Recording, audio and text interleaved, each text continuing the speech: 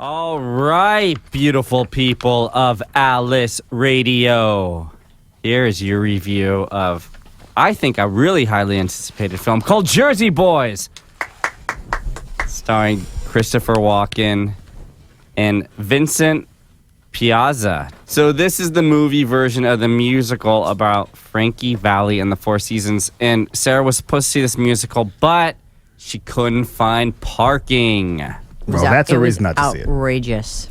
So she didn't go. Circled. She spent $600 on the ticket. And you didn't go to the show? Couldn't go. I still don't get it. That's crazy. Believe me, I don't get it Stuff either. happens. It's it was the height of the Christmas shopping season. It was the opening weekend of the show. But you're someone who leaves 3 hours early. Vinny, I For literally a- left 3 hours early. I'm telling you, we were there looking for parking over an hour before the show was supposed to start.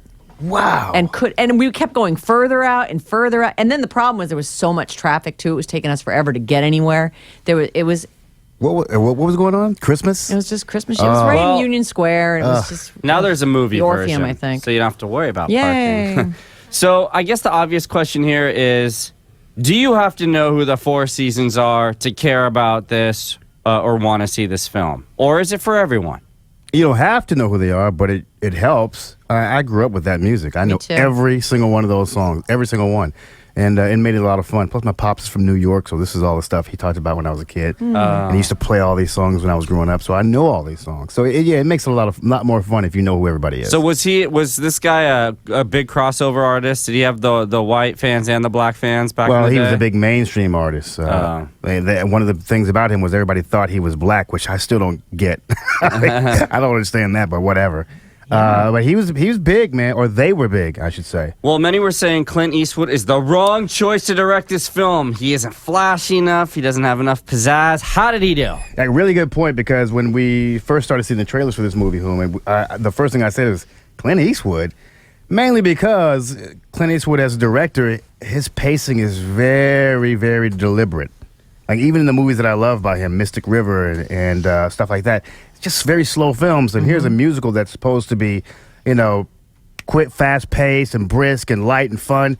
And he pulled it off. Oh, you thought so? Yeah, Clint has a sense of humor, and he does have a sense of pacing when it comes to a movie that needs to be moved along a lot quicker. I mean, these scenes fly by.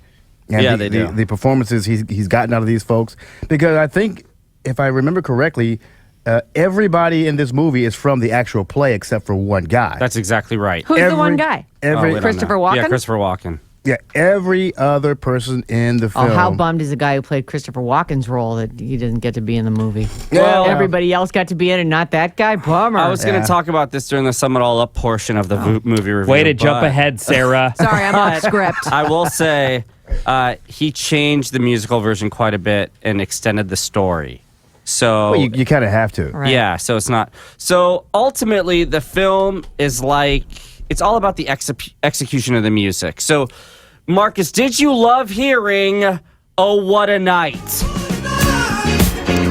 Did you love hearing? So actually, that's one of my least favorite. Did you Yeah, love that was like, they were almost on a disco. That was one of their Yeah. later songs. Did you love hearing "Sherry"? That's the one.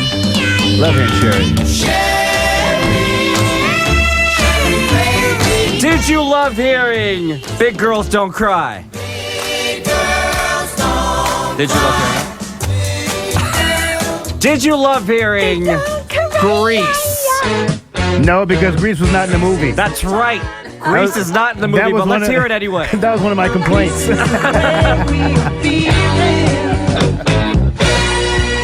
That was one of my complaints. I was like, wait a minute, they got almost every song in there except for Grease, which was important because that was like 1978. That was a big comeback hit for him. Yeah. Because he'd been off the scene for about 3 or 4 years, Right. completely unheard of.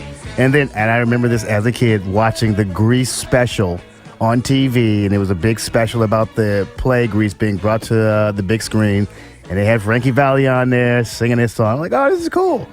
Anyway, that's my So my there memory. are a lot of moments where the characters break the fourth wall. They talk directly to the camera. Does that bother you as much as it bothers me? Nope, not at all. Why does it bother you? Because I think it's kind of cheating. I'd rather have a narrator than the actor, talk directly to the audience. Actually, I think it was the very best way to go with this movie because I think this is the way the play was too. So I think the way that Clint executed the fourth wall breakage was smart, because if not, then it would have had to fall back into the very slow narrative that Clint Eastwood is so known for. So I think that was good. It helped keep the moving along. And the other thing is, not everybody.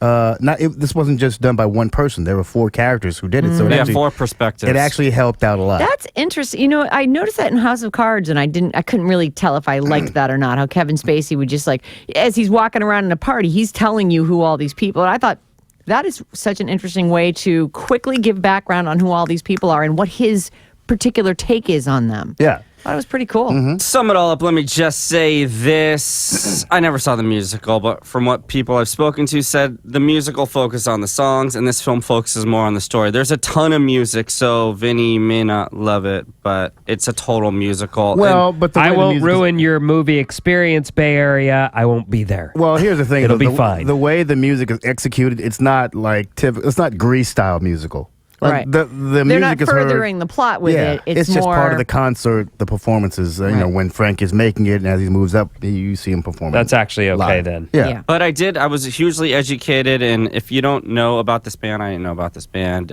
you'll walk away like you saw, an episode of Behind the Music or something. That being said, I'm going to give it 3.5 purse. Yep, I'm going to give it 3.5 Aussies too. The one thing that I didn't know was Joe Pesci's part in the discovery of the 4 seasons. So That's interesting. It's pretty interesting stuff. We don't want to give that away. Yeah, I don't want to give it That's away. real? Yeah. Go and check it out. Yeah, All right. it's pretty real. It's The pretty real cool. Joe Pesci? Or The real Joe Pesci. The real Joe Pesci.